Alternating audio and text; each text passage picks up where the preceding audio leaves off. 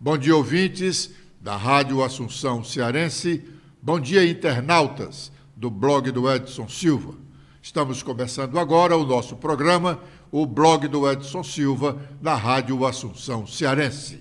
Dizendo que hoje, 13 de abril de 2023, Fortaleza comemora 297 anos de emancipação política. O prefeito Sarto programou uma série de eventos para lembrar a data, mas não é feriado. A Câmara Municipal de Fortaleza está fazendo, porque não é feriado, está fazendo sua sessão ordinária de hoje, no dia do aniversário da capital cearense. Ontem, porém, vários pronunciamentos foram críticos à administração do prefeito José Sarto, começando com o vereador Léo Couto, um ex-aliado, ao questionar o prefeito sobre o que ele deixará ao fim do seu mandato. Vamos ouvir o que disse o vereador Léo Couto. Ser base não é votar sim para tudo. E aí eu pergunto, tiveram retaliações aqui, tiveram pressões, sim ou não, para votar na taxa do lixo? Eu quero que diga ali que não teve. Teve ou não teve, tia Francisca, pressão para votar na taxa do lixo? Foi chamado ou não foi chamado os vereadores lá para pressionar a taxa do lixo? Retaliações tiveram ou não tiveram aqui para votar a taxa do lixo, vereadora Ana Paula? Vereador Eudes está errado, vereador Estrela está errado. Estão se posicionando, pessoal. Foram eleitos pela população de Fortaleza. Porque aqui é o seguinte, se votar contra o prefeito, ou se falar alguma coisa contra o prefeito, não pode nem falar, tem que ficar calado ainda, vereadora Adriana. Porque se falar, vem bombardeio para cima dos vereadores.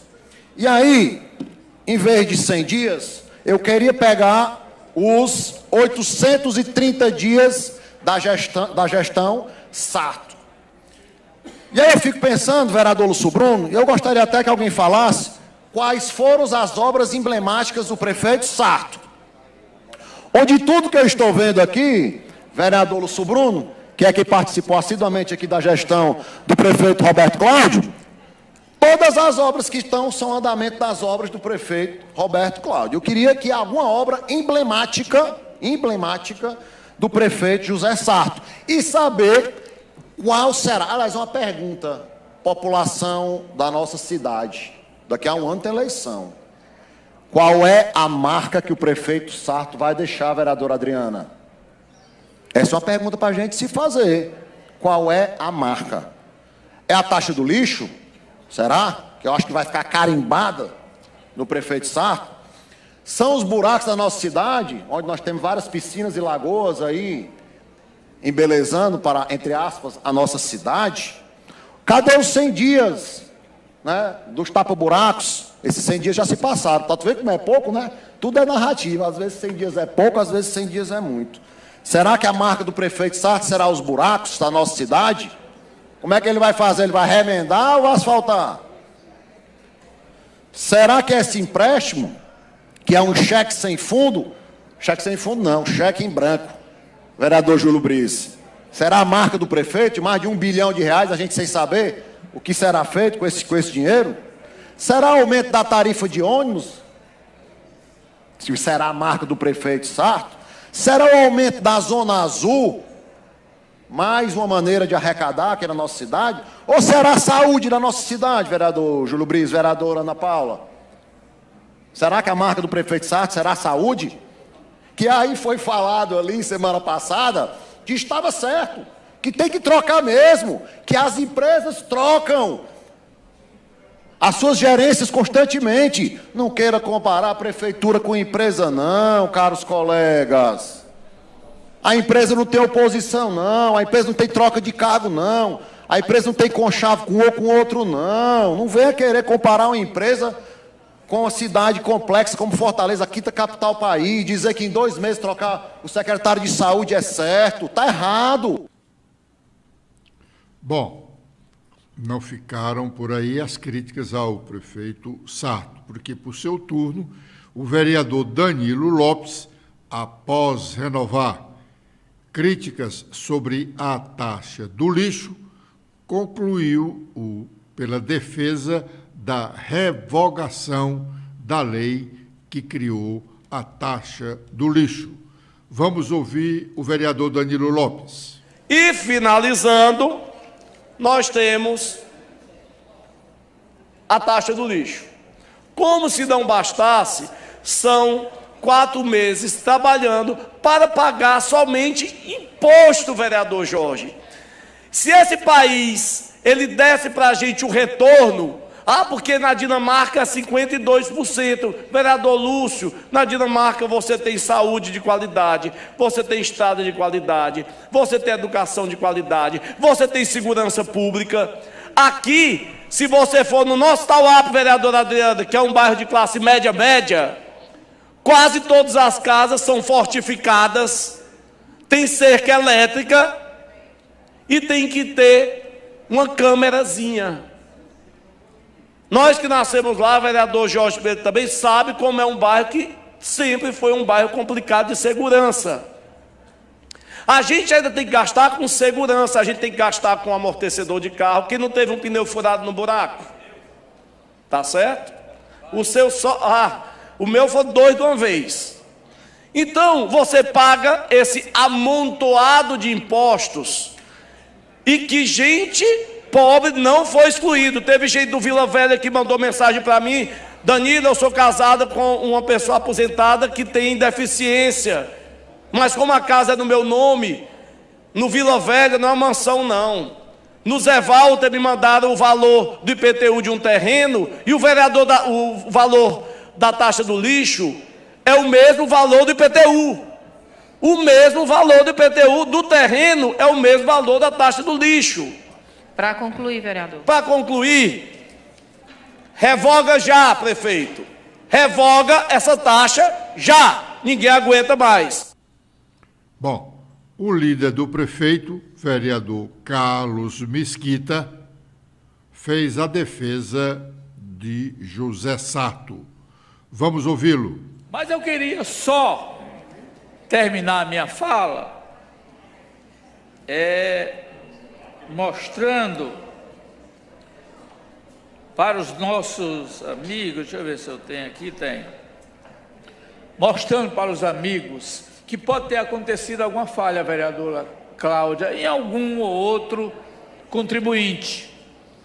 Mas aqueles que vão pagar, está aqui uma ajuda, isso aqui, ó, cartão do lixo. Pega esse cartãozinho no Ecoponto, leva o seu lixo, dividido, papel, vidro e metal, pesa e vende o lixo para a prefeitura. A prefeitura paga o seu lixo. Você pode ter até R$ 1.500 por mês vendendo o seu lixo aqui, ó. Então, se você vai pagar 200 e você vende o seu lixo por 1.500, 1.300, você vai ter lucro. Vai ganhar, mantém a cidade limpa, limpa a sua casa, dá mais saúde ao povo e aos seus, ainda tem um dinheirinho aqui para ir no supermercado e fazer o seu supermercado. Então, aqueles que estão assim muito tristes porque vão pagar a taxa do lixo, fica alegre agora, ó. A taxa do lixo vai fazer, Lúcio Bruno, você ganhar dinheiro. Está aqui o dinheiro, ó, aqui. Vai no Ecoponto, faz esse cartãozinho, pega o seu lixo, divide só papel, vidro e metal. Leva lá, pesa. Aí sai de lá com dinheiro, aí sai feliz. Aí vai dizer assim: esse Sarto é muito bom, tá certo? Transformou a taxa do lixo, que era um lixo, no luxo, que é aqui um dinheirinho que vai aumentar a minha renda familiar. Ou então pega esse cartão, dá para alguém, dá o lixo e ele vai lá e ganha, o catador inclusive. Portanto, tem uma forma de você se refazer disso. Aí dizer: ixi, eu pensei que Eu pensei que o Sarto ou a prefeitura ia me taxar, tirar meu dinheiro, mas está me dando dinheiro. Está me dando, parabéns, obrigado, Sarto. Daqui a pouco muitos vão dar esse parabéns assim ao Sarto por estar ganhando dinheiro através do lixo. Bom, aí foi o Carlos Mesquita, que é o líder do prefeito na Câmara Municipal. Agora é o momento de sabermos quais as nossas manchetes, as manchetes locais e as manchetes nacionais. Stephanie. Olá, Edson, olá, internautas do blog do Edson Silva. Com as manchetes do nosso blog desta quinta-feira, a gente destaca que portaria do Ministério da Justiça responsabiliza plataformas digitais pela veiculação de conteúdos com apologia à violência nas escolas. O documento dá diretrizes específicas para as empresas, como a retirada imediata de conteúdos após a solicitação das autoridades competentes, a avaliação sistêmica de riscos, a adoção de medidas visando a evitar a disseminação de novas ameaças às escolas e uma política de moderação ativa de conteúdos nas redes. A gente também fala que o Ricardo Lewandowski, o ministro recém-aposentado do STF, reativa sua carteira profissional da Ordem dos Advogados do Brasil, OAB. Lewandowski fará parte da Comissão Nacional de Estudos Constitucionais da entidade. Marcos Vinícius Furtado Coelho, presidente do colegiado, lembrou momentos importantes da trajetória dele como ministro do Supremo. A gente também fala que Camilo Santana destaca sobre segurança nas escolas brasileiras em audiência pública na Comissão de Educação da Câmara dos Deputados. Camilo Santana defendeu a suspensão do cronograma do novo ensino médio por entender que existem distorções nos estados e nas escolas públicas e privadas e destacou a abertura de consulta pública para que o tema seja devidamente discutido. A gente também destaca que vereadores cobram revogação da taxa do lixo do prefeito Sarto, como já mostramos aqui nos vídeos anteriores. De acordo com alguns parlamentares, a população tem reclamado da tarifa que estaria sendo cobrada até para aqueles que teriam o direito à isenção. E, por fim, a gente fala sobre que a base de Sarto se articula para rebater críticas de ex-aliada do prefeito. Maquiavélicos. Até março, aliada do governo, a parlamentar Estrela Barros se alinhou com a decisão na Casa Legislativa e encontrou abrigo no governo Elmano de Freitas. Agora, com as atualizações dos sites nacionais, começando com a Folha de São Paulo, a gente fala sobre BRICS, que Lula defende usar o Banco do BRICS para contornar o dólar no comércio.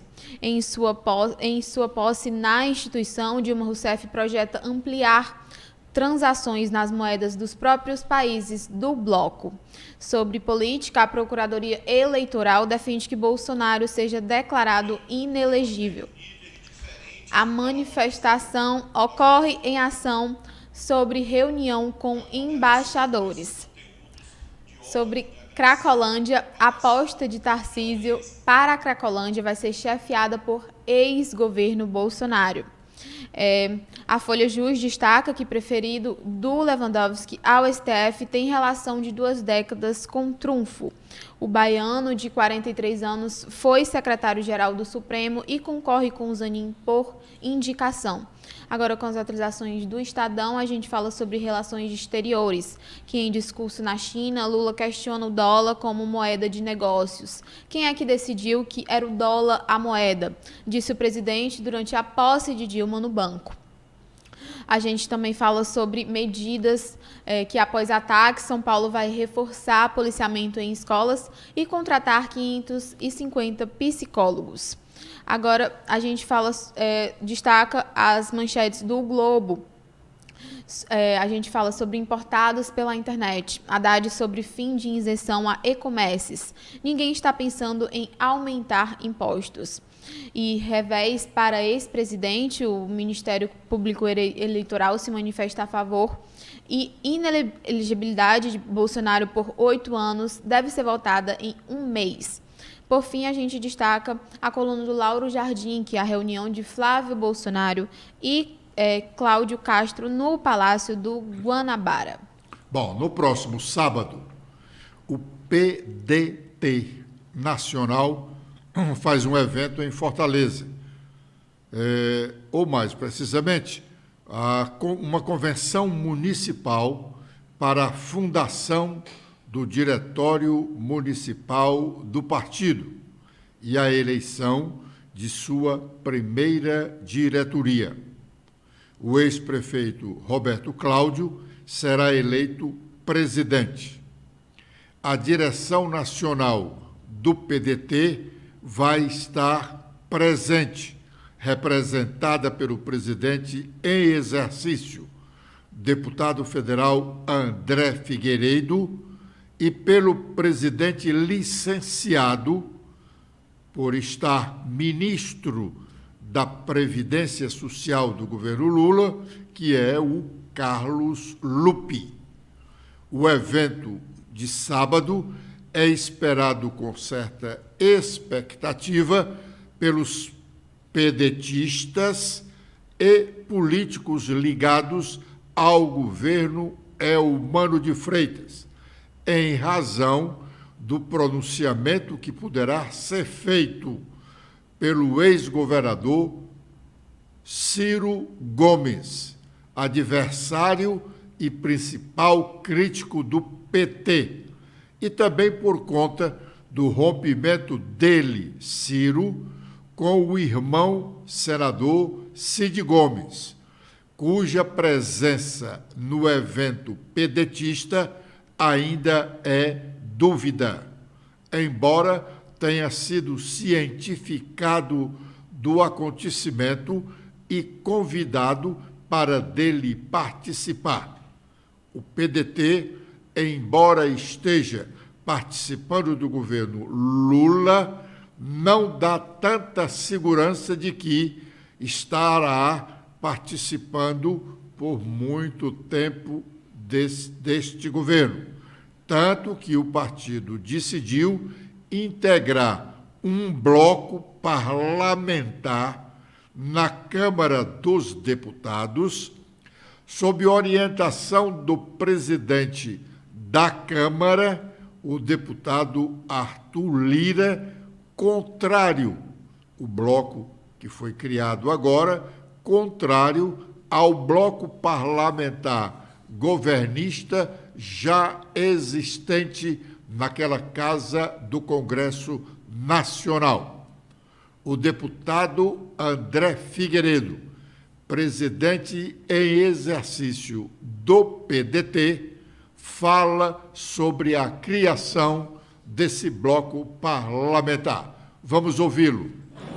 Nós fomos muito questionados em relação a estarmos fazendo um bloco parlamentar, digamos, de partidos que não têm necessariamente uma convergência ideológica, mas todos esses partidos têm uma convergência com a pauta democrática e queremos, claro, fazer uma frente ampla que garanta a governabilidade para o governo federal e que nós tenhamos aqui dentro do parlamento esse ponto de consenso em pautas que sejam importantes para o Brasil.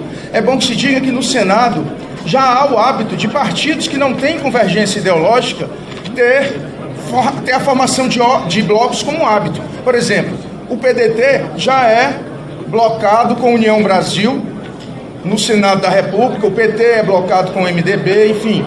Nós temos aí no Senado já esse costume. E aqui nós achamos por bem formar esse bloco e, para isso, elaboramos um manifesto ao povo brasileiro. O Brasil vive atualmente um momento de oportunidades. Passado o período que o país estava dividido em extremos, onde o diálogo havia sido deixado de lado, é chegada a hora de unir forças para viabilizar o modelo de nação que o povo quer e precisa.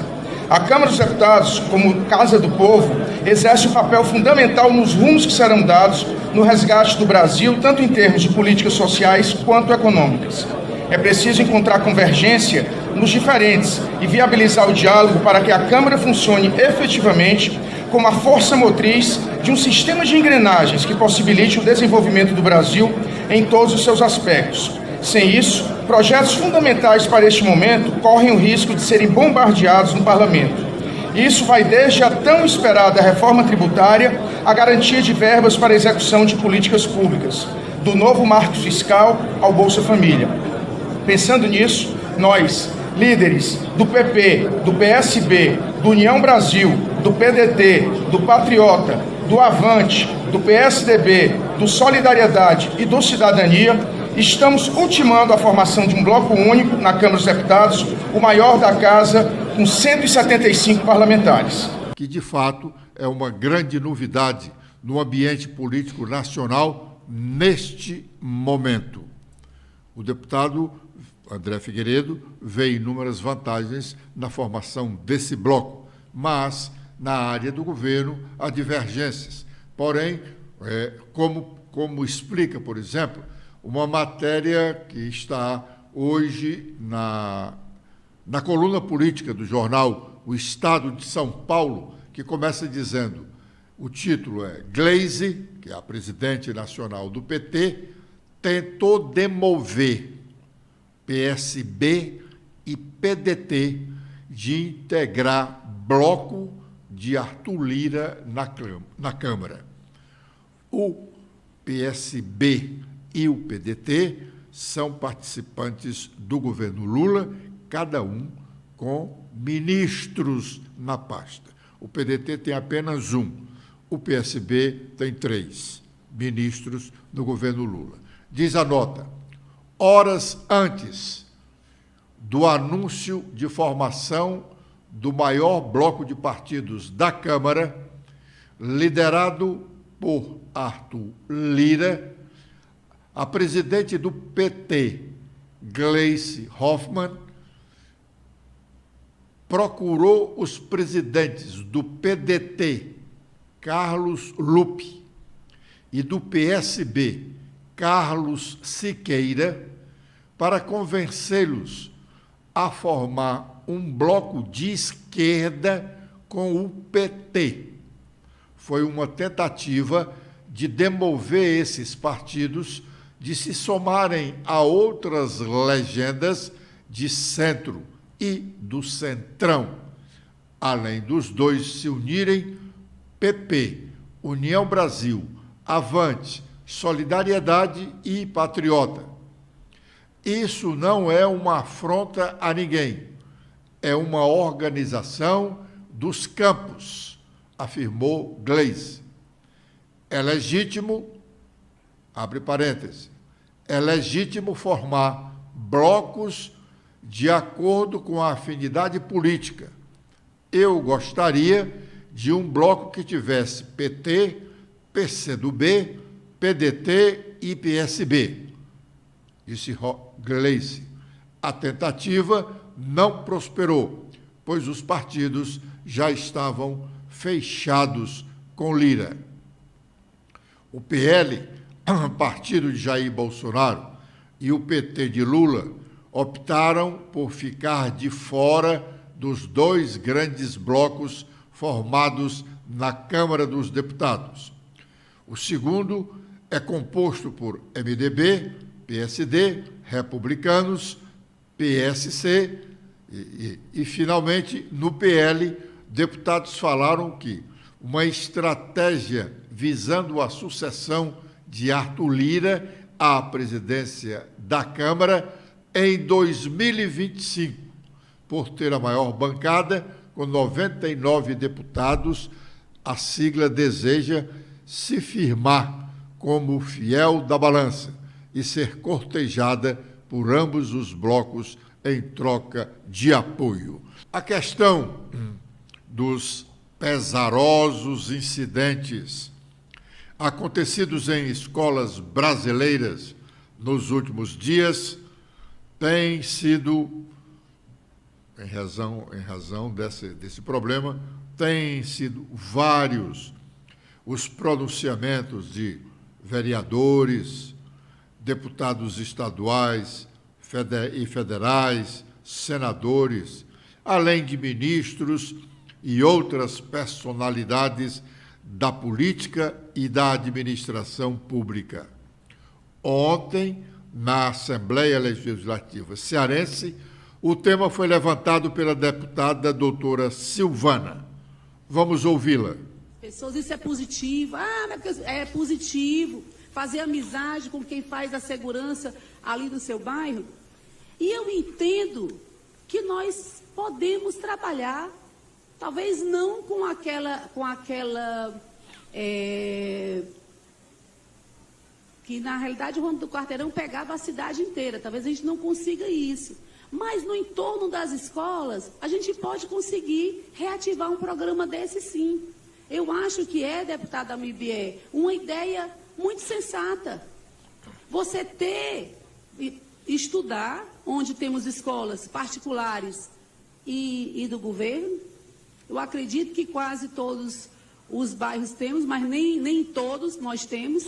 Mas pelo menos no entorno, para ficar mais frequente e próximo. Se você tem todas as crianças ali, daquele bairro, localizadas naqueles 2 ou 3 complexos estudantis, o que é que custa você fazer ali o Ronda naquela região?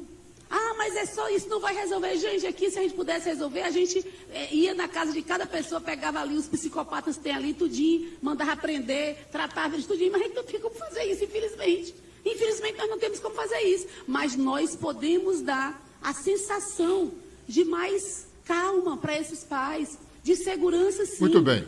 O deputado Alcides Fernandes, o deputado estadual Alcides Fernandes, foi no mesmo tom, mas avançou para criticar a viagem do governador Elmano de Freitas, hoje, na comitiva do presidente Lula na China. Vamos ouvir o que disse o deputado Alcides Fernandes. O Estado do Ceará amanheceu hoje com essa perplexidade, até porque a Unifor, ela tem história. E, de repente, chega-nos a notícia de que a Unifor está vazia. Os professores, sério a Unifor? Sério. Os alunos não querem ir para a aula. Com medo. Isso não é só na Unifor. Se viu agora vídeo recente de salas de aula, senhor de Assis demais, com salas vazias. Eu fui deixar meu menino na escola, meu neto, e fui conversando com ele, porque ele passou a noite preocupado com esse alarde, com a situação que o nosso estado de Ceará está enfrentando. Enquanto isso, o governador do estado está viajando, está simplesmente fazendo uma viagem com o presidente, o seu ídolo, no momento que nosso estado de Ceará está nessa calamidade. O governo está passeando, porque eu não vejo motivo nenhum dessa viagem do governo do estado de Ceará, já que nosso estado está vivendo uma situação dessa calamidade, de tristeza. Já batia tanto no Bolsonaro, e agora está indo para a China, no momento que o nosso estado de Ceará está sendo entregue às bandidagens. E eu, como parlamentar, e nós aqui estamos consorciando ideias, procurando fazer o melhor para amenizar. Porque são os professores que estão perplexos, são os alunos, são os pais. O estado de Ceará está um verdadeiro caos. Enquanto isso, o governo do estado de Ceará está passeando com seu ídolo, o Luiz Lula da Silva. Vai fazendo aí. Bom, este aí é o deputado estadual Alcides Fernandes. Com as declarações dele, nós estamos encerrando o nosso programa de hoje, prometendo estar de volta amanhã, com a proteção de Deus, a partir das 11h45. Stephanie. Nós agradecemos a audiência e você pode acompanhar mais notícias pelo nosso blog, que atualizamos diariamente. Até amanhã.